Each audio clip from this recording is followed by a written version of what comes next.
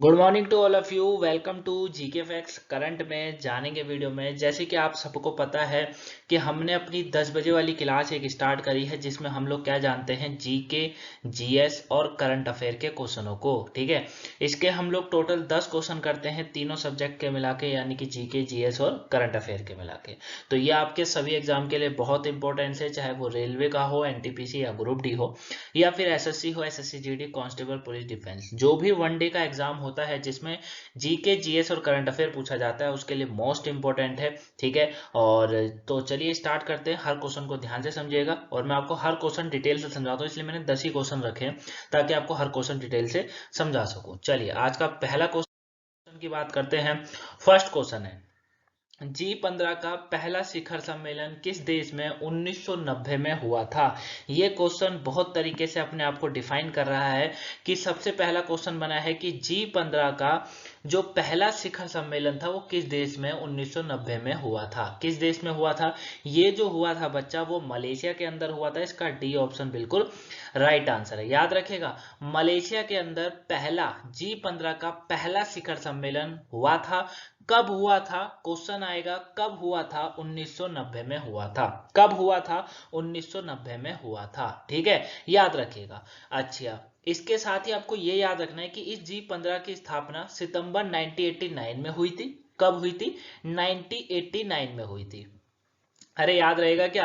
1989 में क्या हुआ था? जी 15 के शिखर सम्मेलन की जो है स्थापना हुई थी सितंबर के महीने में। ठीक है, 14वां शिखर सम्मेलन में 18 विकासशील देशों के संगठन ने ईरान की राजधानी तेहरान में हिस्सा लिया था। ये भी याद रखिएगा क्या, कि 14वां जो शिखर सम्मेलन हुआ था जो कि 18 जो है विकासशील देश, माफ करेगा, विकासशील जो देश थे उन्होंने इस संगठन में हिस्सा लिया और ये ईरान की राजधानी तेहरान जो है वहां पर हुआ था। ठीक है, तो याद रखिएगा कि G15 का पहला शिखर सम्मेलन जो कि 1990 में हुआ था, जिस देश में हुआ था उस देश का नाम है मलेशिया। नेक्स्ट क्वेश्चन की बात करते हैं।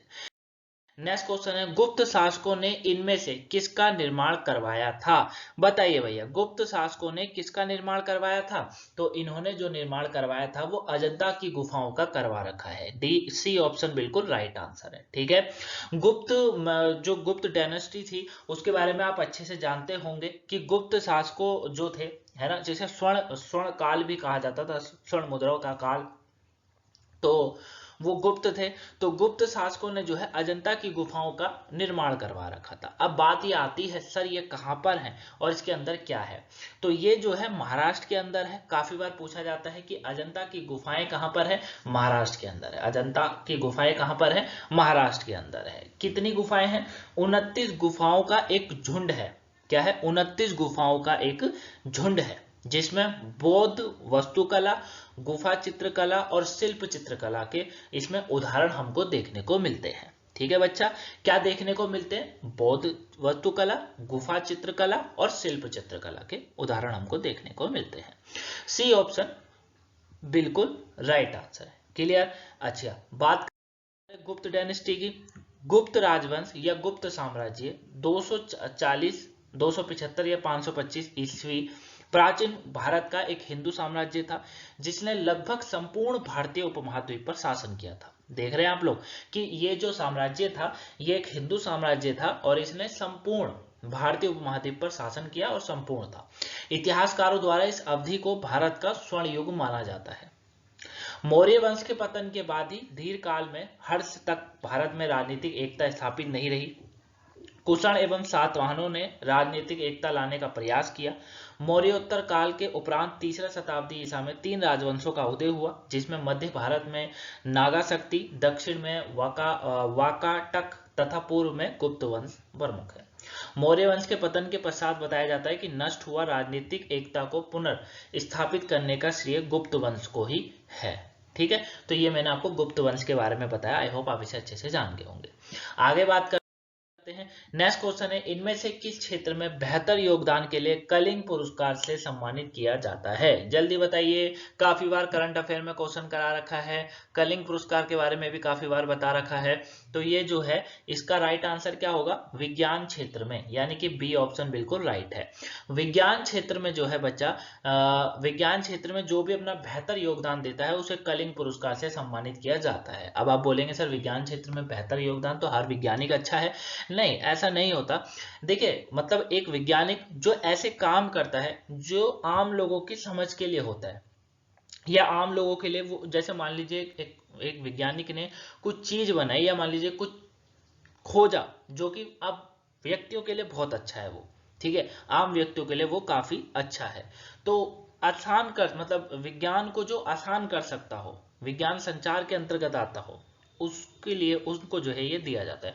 मान लीजिए कोई खोज करी, अब इससे पूरे विज्ञान जगत में एक नई तरीके से खोज करी जाएगी उसकी खोज के द्वारा ही, तो उसको ये योगदान दिया जाता है। ठीक है, नेक्स्ट क्वेश्चन की बात करें। नेक्स्ट है, इनमें से किस फील्ड में भूकंप का अध्ययन किया जाता है? बहुत इंपॉर्टेंट क्वेश्चन है, बहुत बार आता है एग्जाम में। तो कौन सा होता है? सिस्मोलॉजी। कौन सा होता है? सिस्मोलॉजी, यानी कि डी बिल्कुल राइट आंसर। याद रखिएगा, सिस्मोलॉजी फील्ड जो होती है उसमें भूकंप का अध्ययन किया जाता है। ठीक है, आपसे पूछ लिया जाता है काफी बार कि सिस्मोलॉजी किसका अध्ययन करता है? भूकंप का। किसका करता है? भूकंप का। याद रखिएगा, भूकंप का अध्ययन किया जाता है। ठीक है, इसमें जो है पृथ्वी के मध्य से या अन्य ग्रह, मतलब पृथ्वी के मध्य या अन्य ग्रह जैसे निकायों का माध्यम से जब भी तरंगों का मतलब प्रसार होता है, मतलब तरंगे टकराती हैं, जैसे अगर मान लीजिए अगर कोई पृथ्वी से टकराएगा तो फिर खत्म, समाप्त हो गया। भूकंप कब आता है? मैं आपको बता दूं भूकंप कब आता है, जब पृथ्वी के सामने से, बिल्कुल सामने से ना कोई चीज निकली हो और पृथ्वी से हल्की मात्रा में टकरा रखी हो, बिल्कुल हल्की मात्रा में, तब भूकंप उत्पन्न होता है। अगर मान लो पूरी तेजी से टकरा गई तो विनाश हो जाता है। जैसे डायनासोर का विनाश कैसे हुआ? क्योंकि उल्का पिंड आके गिरे। समझे मेरी बात को? तब हुआ विनाश। लेकिन केवल पृथ्वी के बगल में से टकराना ही भूकंप का झटका महसूस हो जाता है मनुष्य को। समझे मेरी बात को? तो इसी का अध्ययन जो होता है उसे सिस्मोलॉजी कहा जाता है। नेक्स्ट क्वेश्चन की बात करते हैं। नेक्स्ट है, पराश्रव्य तरंगों की सहायता से कौन सा जीव रात में सुरक्षित भ्रमण करता है? बहुत इंपॉर्टेंट क्वेश्चन है साइंस का। कौन सा है? चमगादड़। कौन सा है? चमगादड़। अब ये क्या बात कर दी मैंने, इसके बारे में बात करेंगे। देखिए, चमगादड़ जो होता है, आपको मैंने बताया कि पराश्रव्य तरंगों की सहायता से ही चमगादड़ जो है रात में सुरक्षित भ्रमण कर सकता है। अब पराश्रव्य तरंगे क्या होती है? जो 20 से लेकर 20,000 हेक्टेयर तक की होती है। ठीक है ना, मतलब इन तरंगों को, पराश्रव्य का मतलब अल्ट्रासोनिक कहा जाता है इसको, वैसे अल्ट्रासोनिक साउंड जो होता है, ये वो तरंगे होती हैं, मतलब जिनको क्या होता है, जिनको मनुष्य नहीं सुन सकता है। ये हमेशा याद रखिएगा, ये क्या होती हैं, इन्हें मनुष्य नहीं सुन सकता है। इसके बारे में मैंने काफी बार बता भी रखा है। इतनी अधिक होती है कि इसे मनुष्य का कान जो होता है वो नहीं सुन सकता है, मैंने बता दिया। 20 से लेकर 20,000 कंपन प्रति सेकंड तक होती है, और हमारा कान इससे अधिक की सुनने की भांति सुनता है। ठीक है, तो ये आपको याद रखना है, इंपॉर्टेंट क्वेश्चन है, ये मैंने आपको बता दिया। ठीक है, तो इसका डी ऑप्शन बिल्कुल राइट आंसर है। चमगादड़ जो रात में घूम पाता है क्योंकि वो इससे कम वाली ध्वनि को सुन लेता है, 20 तक की ध्वनि को सुन लेता है, जिससे वो अपने आप को सुरक्षित रख पाता है और रात में बेबस, मतलब बिल्कुल एकदम राजा महाराजाओं की तरह घूम सकता है। ठीक है, तो इसका डी ऑप्शन बिल्कुल राइट आंसर है। याद रखिएगा, बहुत इंपॉर्टेंट होता है।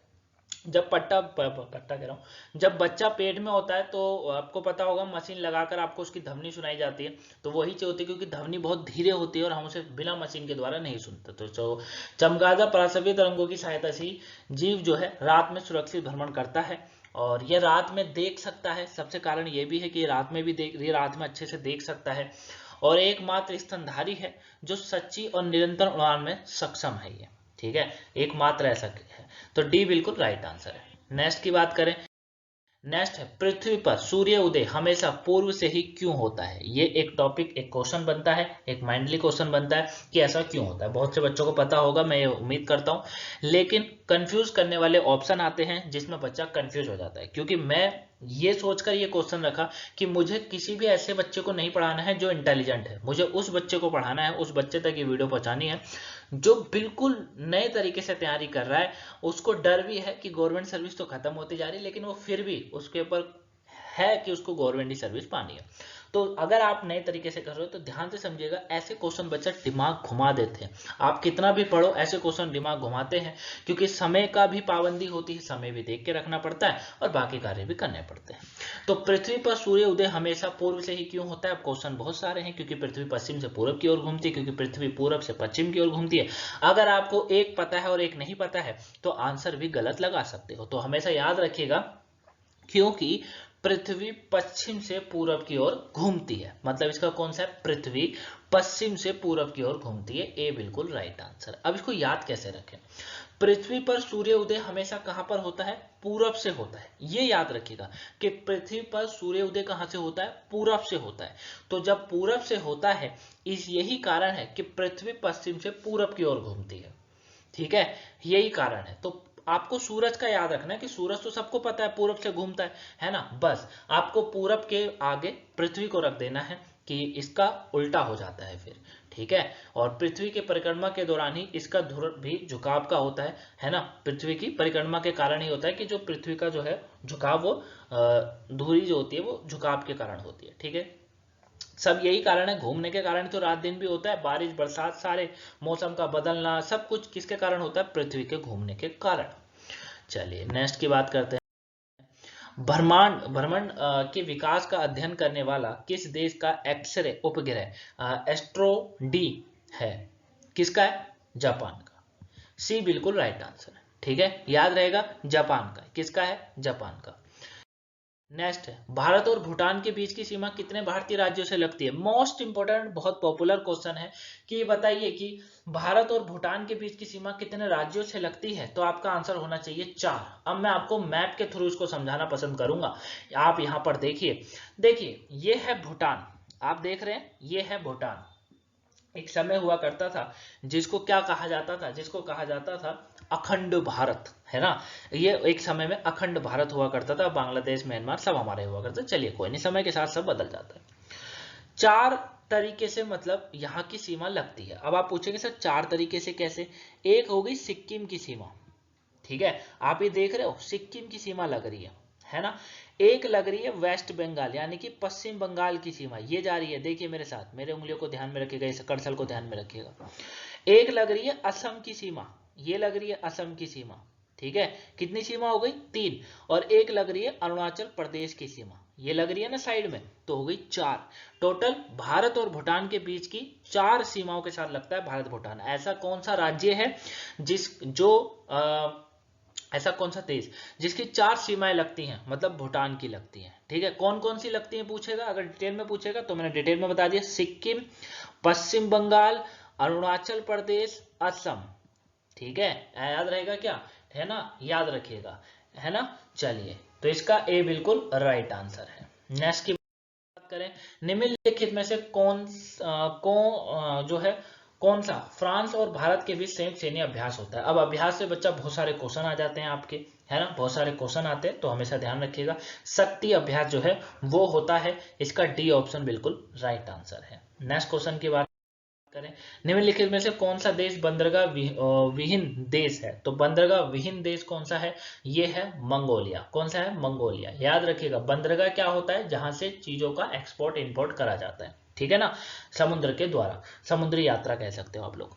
तो इसका जो है ए ऑप्शन बिल्कुल राइट आंसर। तो ये थे आज के टॉप 10 करंट माफ करिएगा टॉप 10 जीके जीएस और करंट अफेयर के क्वेश्चन।